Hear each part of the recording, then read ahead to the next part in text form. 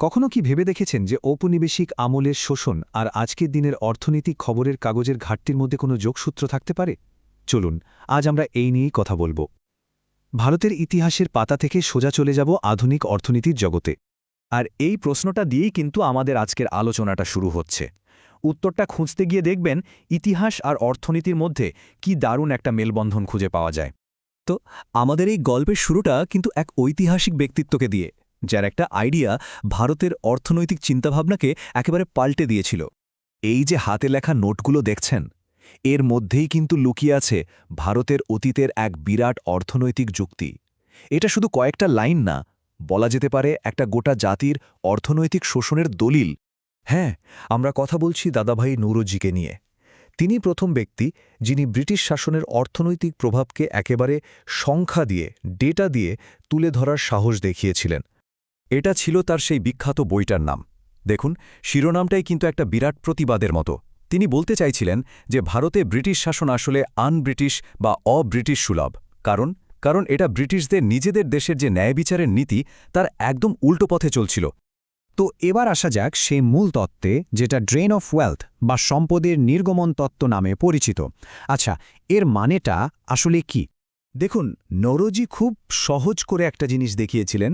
ভারত থেকে ব্রিটেনে একতরফাভাবে সম্পদ চলে যাচ্ছে, যার বিনিময়ে ভারত প্রায় কিছুই পাচ্ছে না। মানে এটা কোনো ব্যবসা বা বাণিজ্য ছিল না, এটা ছিল সোজাসাপটা শোষণ। আর এর ফল ছিল মারাত্মক।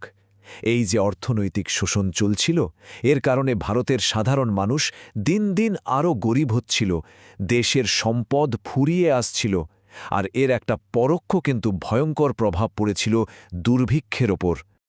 আচ্ছা, এবার চলুন ইতিহাস থেকে একটু বর্তমানে ফেরা যাক আর দেখি নওরোজির এই ধারণাটা আজকের দিনে কতটা প্রাসঙ্গিক। ব্যাপারটা ভাবুন একবার, নওরোজি প্রায় ১৫০ বছর আগেই একটা দেশের অর্থনৈতিক ভারসাম্যহীনতা বোঝার জন্য একটা মডেল তৈরি করে ফেলেছিলেন। একটা দেশের সম্পদ যে একদিকেই বয়ে যেতে পারে, সে ধারণাটাই ছিল বৈপ্লবিক। কিন্তু প্রশ্ন হল, আজকের দিনে আমরা একটা দেশের সম্পদের আসা যাওয়া মাপার জন্য কি ব্যবহার করি? এখানেই আমাদের গল্পের দ্বিতীয় পর্বটা শুরু হচ্ছে।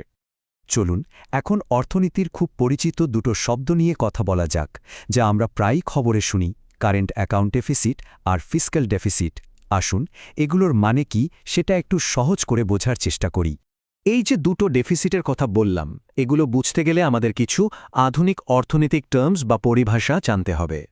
ব্যাপারটা খুব সহজ। যখন একটা দেশ যা বিক্রি করে তার থেকে বেশি জিনিস কেনে, তখন যে একটা ঘাটতি তৈরি হয়, সেটাই হলো কারেন্ট অ্যাকাউন্ট ডেফিসিট বা ক্যাড। মানে এটা একটা দেশের বৈদেশিক মুদ্রার আয় ব্যয়ের একটা হিসেব। এর প্রক্রিয়াটা কিন্তু বেশ সোজাসাপটা। প্রথমত একটা দেশের আমদানি তার রপ্তানির চেয়ে বেড়ে যায়। এর ফলে কি হয়? বৈদেশিক মুদ্রার একটা ঘাটতি তৈরি হয়।